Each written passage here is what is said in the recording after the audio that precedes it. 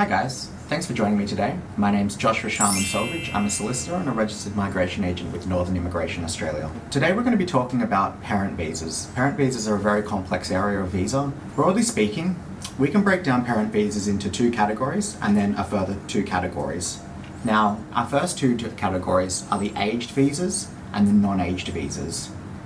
Aged visas will lead to bridging visas in Australia, whereas non-aged visas will not lead to a bridging visa. This is a very key consideration later down the track. Our second differentiation is between contributory parent visas and non-contributory visas. Australia tries to manage the desire of migrants to bring their parents into Australia against the cost of ageing to the healthcare system.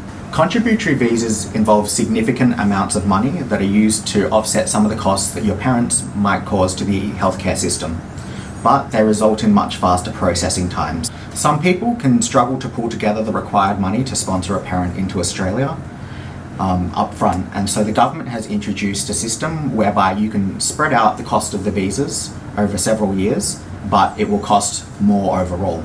Non-contributory parent visas are significantly cheaper, but can take up to 30 years to process and are rarely a suitable option for most people. Most parent visas in Australia are governed by the similar eligibility rules. The first is that you have a settled sponsor in Australia.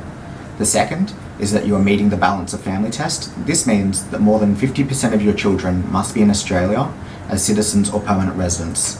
The third is the assurance of support. This is a mandatory bond that must be lodged with the Department of Human Services. Now, the amount of the bond and when you can claim that bond back is dependent on the sorts of visas that you apply for. More recently, the government has released the 870 temporary sponsored visa. Now, this visa has separate eligibility criteria to the visas that we discussed above.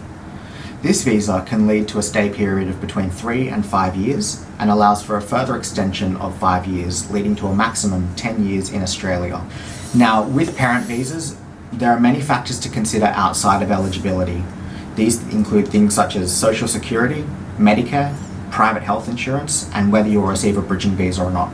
Processing times are also integral. So guys, that's about it for parent visas. If you need more information, feel free to book a consultation with Northern Immigration Australia. We'd be happy to discuss eligibility with you and talk about some of these other key considerations before you lodge your parent visa. Thanks for watching.